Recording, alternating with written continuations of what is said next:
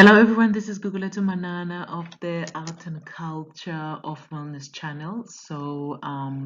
I have been presenting on a couple of topics on themes and titles on death, grief, and loss, and how art therapy can be useful as a beneficial tool, therapeutic tool. So the type of death I'm going to be covering today is natural disasters. So I've covered 22 types. We can have a moment and have a look in my channel and have a listen.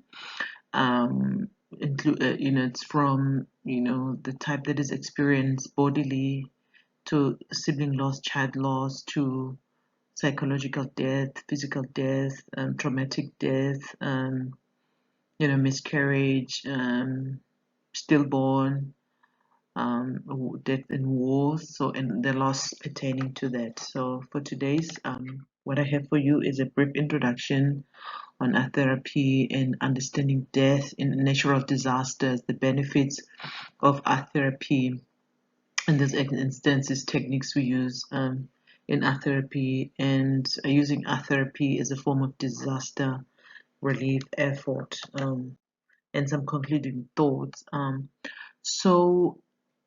What I wanted to say is, first of all, art therapy is a form of psychotherapy. For those who are new to the channel or are unfamiliar or would like know more about art therapy, is a form of psychotherapy that uses art as a form of modality for healing. So you are trained to do your bachelor's in South Africa, specifically to do your bachelor's honors degree, master's 2 years, and then you go for internship and you write a board exam. So you are a registered and licensed art therapist that can work in clinical settings, schools, with individuals, groups, families, communities, groups of all type, large, small group, super groups. You're able to work with a variety of clinical presentation. So I want to go back to the topic is on natural disasters. First of all, they are unpredictable, even if they have been predicted, but the extent of damage that they do, physical, emotional, and the immense trauma, emotional trauma to those who survive them, because you're not only losing a sense of self, you're losing a sense of separation, but dismayed, the environment around where you live. People lose property, lose family members as in death, but there's also a displacement and homes belonging, everything that if the school that you were involved in, where is suddenly wiped off. There is no record, only in pictures, only in memory. So, which lead to very overwhelming feelings and feelings of hopelessness and despair. So, art therapy in this instance is shown to be an effective way to help those individuals cope with the emotional toll of natural disaster, particularly in this instance in relation to death. So in this presentation, we are exploring together the role of art therapy in helping individuals deal with the death of and the aftermath of natural disasters. And I'm examining the benefits of art therapy, the different techniques used, and how it can be used to facilitate healing. So when we try and understand natural death and natural disasters, um, it is a natural, an unfortunate reality that there are people who die in natural disasters.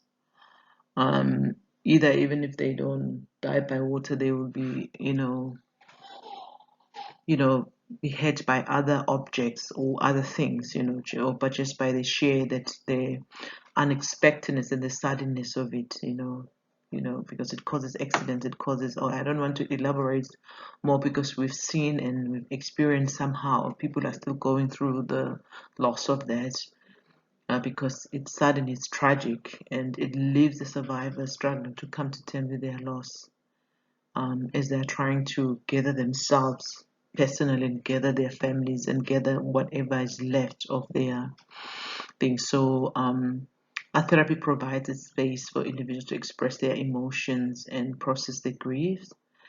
And through various artistic mediums such as painting, drawing, sculpture, those individuals can explore their feelings of loss and work through their emotions, particularly helpful for those who may not feel comfortable expressing themselves verbally or maybe experience intense feelings of shock and disbelief that comes with it. So the benefits of art therapy, they are numerous. It helps with reducing anxiety and depression, improving self-esteem, promotion of relaxation and stress.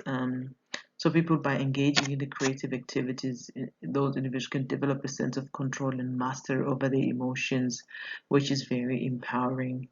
And art therapy can be used to build social connection and foster a sense of community among survivors. One of the um, tool or techniques that we use might be as group therapy sessions that provide a space for individuals because you are experiencing a similar events and similar, obviously your emotions and how you relate to the event might be different, but there are similar losses, share similar experiences. Your feeling, obviously, you would bring your own feelings, your own emotions that have attached to that loss in natural disaster or death in a very supportive environment.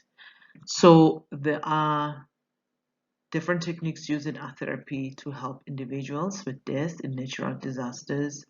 Visual journaling is one of them, where you can create a visual diary of your thoughts and feelings for those who struggle with verbal expression or articulation of emotion.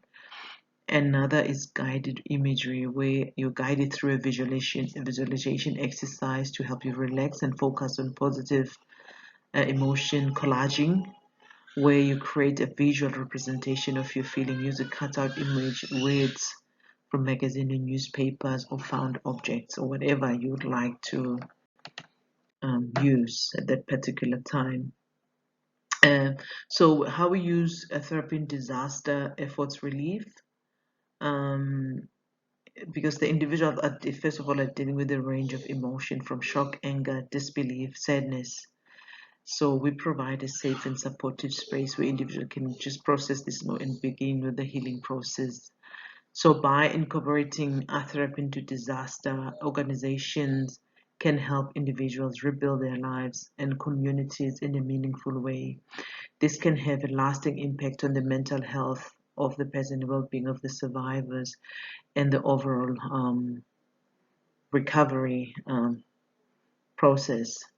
Okay, so in South Africa, it was not really a natural disaster type thing, but I remember when people were displaced, when there was a great uproar and violence and people burning houses, and a lot of people were, so they created tents, like a temporary structure where people can run to safe structure physically, where and put tents, peg tents and stuff, and then they gathered children and gave them a piece of string, and those children, when they were working on, they could create like a symbolic physical space by um, making a circle and living inside that circle, playing inside the circle, or when they would say, so if they open the space wider, they would invite you in. So there are many ways of providing relief efforts in terms of disaster. So in conclusion, we provide safe space to express grief, promotes healing and recovery.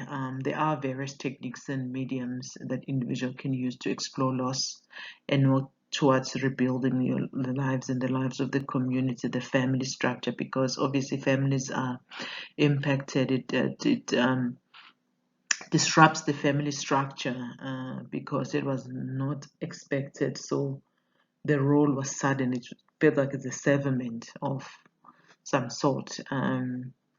And it is important to recognize the role of art therapy can play in supporting mental health and well-being of survivors when people are facing the challenges of natural disaster. And so we incorporate art therapy into disaster relief, and we can so to help individuals and community heal and thrive in the aftermath of tragedy. Because if there is no follow-up in the aftermath, those things, those emotions tend to linger, and the effects, and people cannot make new meaning and have a new way of looking at the disaster, at the losses.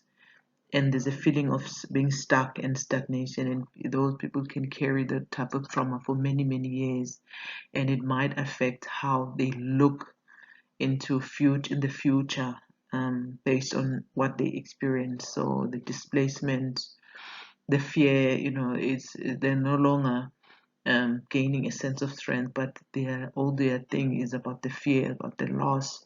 So we want to community to help individuals and community families and groups heal and thrive, and build resilience. So that's me for today. As I continue, I hope you join me and enjoy. Let's go a little banana of the art and culture of wellness channel. Thank you so much for today. Bye.